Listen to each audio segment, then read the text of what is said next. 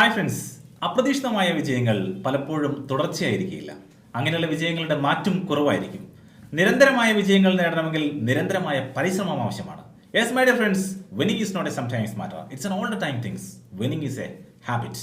Yes my dear friends, please welcome it's me Surya Dhanish. എന്നോടൊപ്പം നമ്മുടെ പ്രിയപ്പെട്ട സുഹൃത്ത് ശ്രീ ലാൽകുമാർ. ലാലേട്ട വെൽക്കം.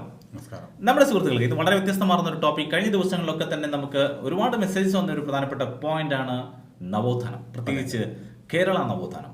കേരളത്തിന്റെ ഒരു പുതിയ വെളിച്ചമാണ് കേരളത്തിന്റെ നവോത്ഥാനം. കേരളത്തിന്റെ നവോത്ഥാന നായകന്മാരുമായി ബന്ധപ്പെട്ടുകൊണ്ട്, നവോത്ഥാന പ്രസ്ഥാനങ്ങളുമായി ബന്ധപ്പെട്ടുകൊണ്ട് നിരന്തരമായ ചോദ്യങ്ങൾ മത്സര പരീക്ഷയിൽ ചോദിക്കാറുണ്ട്. അവയിലെ തെരഞ്ഞെടുത്ത വളരെ പ്രധാനപ്പെട്ട ചില പോർഷനിലൂടെ നമുക്കൊന്ന് കണ്ടുപിടിക്കാം. അതിനുശേഷം അതിന്റെ പ്രധാനപ്പെട്ട പോയിന്റുകൾ മൈ എക്സാം ആപ്ലിക്കേഷനിലൂടെ നിങ്ങൾക്ക് ലഭ്യമാകുന്നതാണ്. അതിലെ പ്രധാനപ്പെട്ട പോയിന്റിലേക്ക് പോകുന്നതിന് മുമ്പ് ഒരൊറ്റ സെക്കൻഡ്, നിങ്ങൾ ഈ ചാനൽ ആദ്യമായിട്ടാണ് കാണുന്നതെങ്കിൽ സബ്സ്ക്രൈബ് എന്ന റെഡ് കളർ ബട്ടൺ ക്ലിക്ക് ചെയ്ത് ബ്ലാക്ക് കളറിലേക്ക് മാറ്റുക. ബ്ലാക്ക് കളർ ആണെങ്കിൽ ഒന്നും ചെയ്യേണ്ട, ബെല്ലൈക്കൺ ക്ലിക്ക് ചെയ്യാനും മറന്നു പോകരുത്. So come to the point, നവോത്ഥാനം. പറയില്ല. നവോത്ഥാനവുമായി ബന്ധപ്പെട്ട് നമ്മൾ പറയുമ്പോൾ പിന്നോക്ക സമുദായങ്ങളുടെ മോചനത്തിനായി അയ്യങ്കാളി സ്ഥാപിച്ച സംഘടന, അയ്യങ്കാളിയിൽ നിന്ന് തുടങ്ങണം നമുക്ക്. അയ്യങ്കാളിയെ പറ്റി പറയുന്ന സമയത്ത് നമുക്കറിയാം, കേരളത്തിന്റെ നവോത്ഥാന നായകന്മാരിൽ വളരെ വ്യത്യസ്തമായിട്ടുള്ള ഒരുപാട് ഒരു പരിശ്രമശാലി എന്നതിനപ്പുറത്ത് നിന്നുകൊണ്ട് അദ്ദേഹം ഒരു ധീര യോദ്ധാവ് കൂടിയാണ് അയ്യങ്കാളി, അല്ലേ?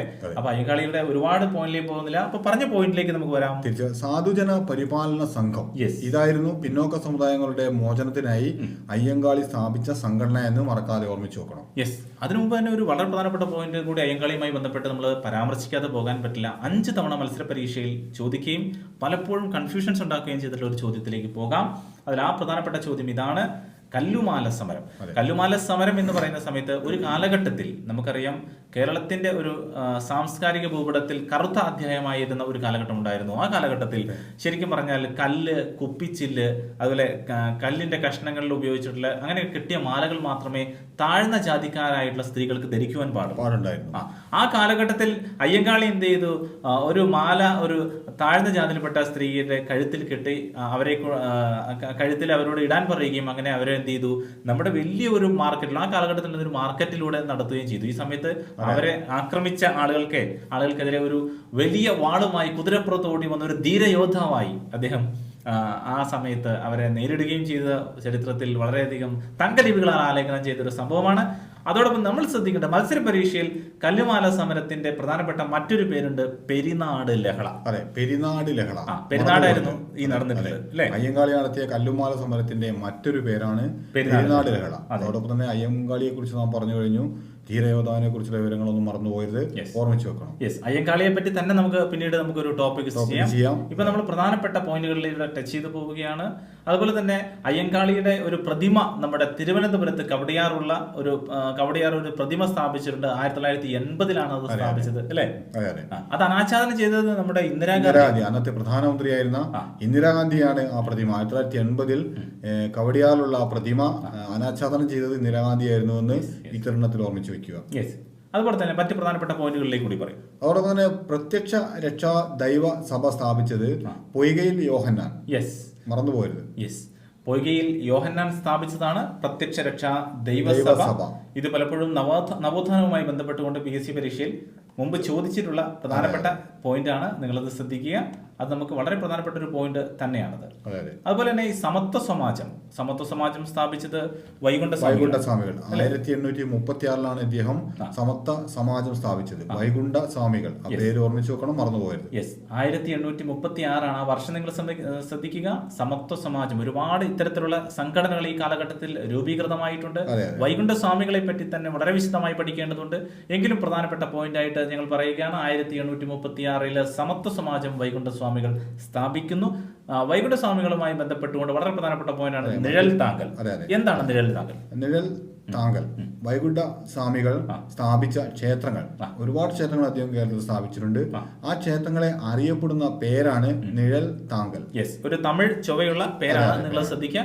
നിഴൽ താങ്കൽ എന്ന് പറഞ്ഞാൽ വൈകുണ്ഠ സ്വാമികൾ സ്ഥാപിച്ച ക്ഷേത്രങ്ങൾ അറിയപ്പെടുന്ന പേരാണ് നിഴൽ താങ്കൽ. അതോടൊപ്പം തന്നെ വൈകുണ്ഠ സ്വാമികൾ, വൈകുണ്ഠം എന്ന ഈ ഒരു പേരിലും ഒരു തമിഴ് സാന്നിധ്യമുണ്ട്. യെസ്, തീർച്ചയായിട്ടും ഉണ്ട്. അദ്ദേഹം ഒരു തമിഴ്, ആ കാലഘട്ടത്തിന്റെ ഒരു തമിഴ് ആണല്ലോ. തീർച്ചയായിട്ടും അദ്ദേഹത്തിന് അങ്ങനെയാണ്, തമിഴ് ആണ് അദ്ദേഹത്തിന്റെ വേരുകളുള്ളത്. ശ്രദ്ധിക്കുക. അതുപോലെ വൈകുണ്ഠസ്വാമി സ്ഥാപിച്ച മുന്തിരിക്കിണർ, ഈ മുന്തിരിക്കിണർ അതായത് സ്വാമി കിണർ എന്നാണ് ശരിക്കും അത് അറിയപ്പെടുന്നത്. ഇത് സാമിത്തോപ്പ് എന്ന് പറഞ്ഞ പ്രദേശത്താണ് ഇത് സ്ഥിതി ചെയ്യുന്നത്. അപ്പൊ ഈ മുന്തിരിക്കിണർ സ്വാമി തോപ്പ് എന്ന പേരിൽ അറിയപ്പെടുന്നുണ്ട്. സ്വാമിത്തോപ്പാണ് ഇത് സ്ഥിതി ചെയ്യുന്നത്. വൈകുണ്ഠസ്വാമികളാണ് ഇത് സ്ഥാപിച്ചത് എന്നുകൂടി ഓർക്കുക.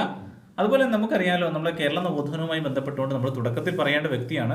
പക്ഷെ അദ്ദേഹത്തെ പറ്റി ഒരുപാട് പറയാനുള്ളത് കൊണ്ട് ശ്രീനാരായണ ഗുരുവുമായി ബന്ധപ്പെട്ടുകൊണ്ട് അല്ലെ, ആദ്യത്തെ നമുക്കറിയാം കേരള നവോത്ഥാനത്തിന്റെ പിതാവ് ശ്രീനാരായണ ഗുരു അറിയപ്പെടുന്നത് അങ്ങനെയായിരുന്നു. തീർച്ചയായിട്ടും കേരള നവോത്ഥാനത്തിന്റെ പിതാവ്. അതെ, എല്ലാവർക്കും അറിയാമെന്ന് തോന്നുന്നു. നവോത്ഥാനവുമായി ബന്ധപ്പെട്ട് പഠിക്കുന്ന ഏറ്റവും ആദ്യത്തെ ചോദ്യം തന്നെയാണത്. കേരള നവോത്ഥാനത്തിന്റെ പിതാവാണ് ശ്രീനാരായണ ഗുരു.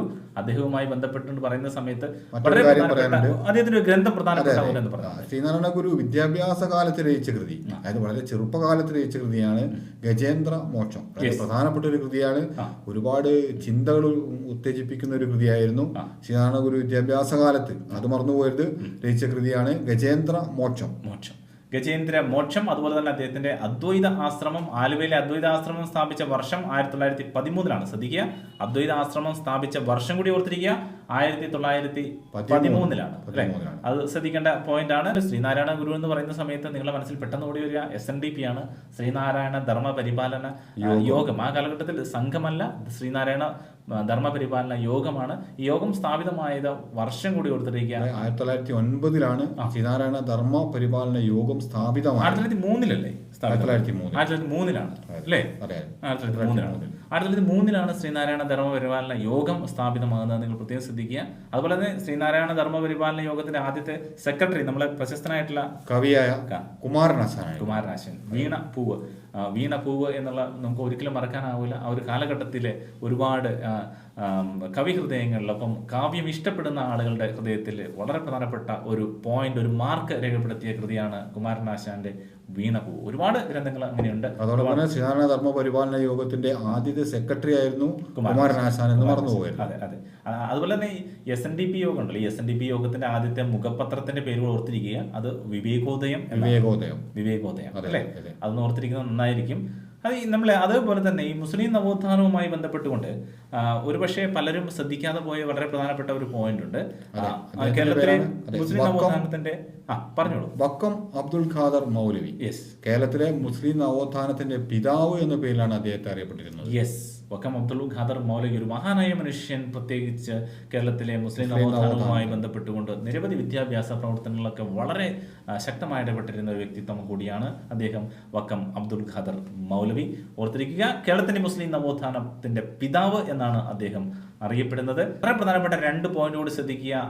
ആത്മബോധിനി സംഘം, ഈ ആത്മബോധിനി സംഘം ശുഭാനന്ദ ഗുരു സ്ഥാപിച്ചതാണ്. ആത്മബോധിനി സംഘം ഇത് പല ഗ്രന്ഥങ്ങളിലും പല കൺഫ്യൂഷൻസും വന്നിട്ടുള്ള ഒരു ചോദ്യങ്ങളൊന്നായതുകൊണ്ടാണ് പറയുന്നത് ആത്മബോധിനി സംഘം. അതുപോലെ നമ്മൾ വാഗ്ഭടാനന്ദുമായി ബന്ധപ്പെട്ടുകൊണ്ട് മത്സര പരീക്ഷയിലുള്ള ചോദ്യങ്ങൾ ഉണ്ടാവാറുണ്ട്. വാഗ്ഭടാനന്ദ സ്വാമി നമുക്കറിയാം, ഈ ഗുരുവിന്റെ യഥാർത്ഥ പേര് വയലേരി കുഞ്ഞിക്കണ്ണൻ എന്നായിരുന്നു എന്നത് ഒരു പുതിയ വിവരമായിരിക്കും, മറന്നുപോയത്. അറിയാത്ത ആളുകൾ ശ്രദ്ധിക്കുക. വയലേരി കുഞ്ഞിക്കണ്ണൻ വാഗ്ഭടാനന്ദ ഗുരുവിന്റെ യഥാർത്ഥ പേരാണ്, ശ്രദ്ധിക്കുക. അതേപോലെ നമുക്കറിയാം ശ്രീനാരായണ ഗുരുവിന്റെ യഥാർത്ഥ പേര് അല്ലെ, അതൊക്കെ നിങ്ങൾ ഓർത്തിരിക്കുക. അതേപോലെ തന്നെയാണ് വാഗ്ഭടാനന്ദന്റെ വയലേരി കുഞ്ഞിക്കണ്ണൻ. വാഗ്ഭടാനന്ദനെ പറ്റി പറയുമ്പോൾ മത്സര പരീക്ഷയിൽ നിരന്തരം ചോദിക്കുന്ന ചോദ്യം ഇതാണ്, ആത്മവിദ്യാ സംഘം അത് സ്ഥാപിച്ചതാരാണ്? അത് വയലേരി കുഞ്ഞിക്കണ്ണൻ എന്ന പേരിലുള്ള വാഗ്ഭടാനന്ദ സ്വാമികളാണ് എന്ന് മറന്നുപോയത്. അതെ. അപ്പൊ നിങ്ങളത് ശ്രദ്ധിക്കുക. അപ്പൊ ഈ കാര്യങ്ങൾ വളരെ പ്രധാനപ്പെട്ട ഈ പോയിന്റുകൾ നിങ്ങൾ ശ്രദ്ധിക്കുക. കാരണം മത്സര പരീക്ഷയിൽ നിരന്തരം ചോദിക്കുന്ന പ്രധാനപ്പെട്ട പോയിന്റുകളാണ്. ഇനിയും ഒരുപാട് നവോത്ഥാനവുമായി ബന്ധപ്പെട്ടുകൊണ്ട് നിരന്തരമായിട്ടുള്ള ടോപ്പിക്സുകൾ വന്നുകൊണ്ടിരിക്കും. പക്ഷെ നമുക്ക് പ്രധാനപ്പെട്ട ടോപ്പിക്സുകൾ മൈ എക്സാമിലൂടെ ആയിരിക്കും വരുന്നത്. നിങ്ങൾക്ക് താല്പര്യമുണ്ടെങ്കിൽ മൈ എക്സാം എന്ന ആപ്ലിക്കേഷനിലൂടെ നിങ്ങൾക്ക് ക്ലാസ്സുകൾ ലഭിക്കണമെങ്കിൽ ഡിഗ്രി ലെവലുള്ള പരീക്ഷകൾക്ക്, സെക്രട്ടേറിയറ്റ് അസിസ്റ്റന്റ് പോലുള്ള പരീക്ഷകൾക്ക്, ജൂനിയർ അസിസ്റ്റന്റ് പോലുള്ള പരീക്ഷകൾക്ക്, ഒപ്പം റെയിൽവേ ഗ്രൂപ്പ് ഡി, RRB പോലുള്ള പരീക്ഷകൾക്ക് ആവശ്യമായ ട്രെയിനിങ് മൈ എക്സാമിൽ ഇപ്പോൾ ലഭ്യമാണ്. അതിന് ചെറിയൊരു ഫീസ് അടച്ചുകൊണ്ടാണ് വേണ്ടത്. താല്പര്യമുള്ളവർക്ക് നമ്മൾ ആ കോഴ്സുകളിൽ ചേരാവുന്നതാണ്. അതിന്റെ വിശദ വിവരങ്ങൾ അറിയാൻ 7025008916 എന്ന നമ്പറിൽ വിളിച്ചു കഴിഞ്ഞാൽ അതിന്റെ ഡീറ്റെയിൽസ് നിങ്ങൾക്ക് ലഭ്യമാകുന്നതായിരിക്കും. അതോടൊപ്പം തന്നെ ഈ പരിപാടി കണ്ടുകൊണ്ടിരിക്കുന്നവർ തീർച്ചയായും കമന്റ് ചെയ്യണം. നമ്മളുടെ ഈ ടോപ്പിക് ഇന്നത്തെ അതിനുള്ള കുറ്റങ്ങളും കുറവുകളും നിങ്ങൾ വളരെ വ്യക്തമായി കമന്റ് ചെയ്യണം.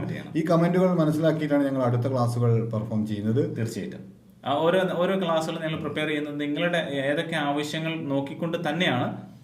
തുടർച്ചയായിട്ട് ഒരേ ടോപ്പിക്സ് തന്നെ തുടർച്ചയായിട്ട് ഇടുക എന്നുള്ളത് പ്രാക്ടിക്കൽ അല്ല. പല സുഹൃത്തുക്കളും നമ്മളോട് ചോദിക്കാറുണ്ട്. കാരണം രണ്ട് കാര്യങ്ങളുണ്ട് അതിൽ.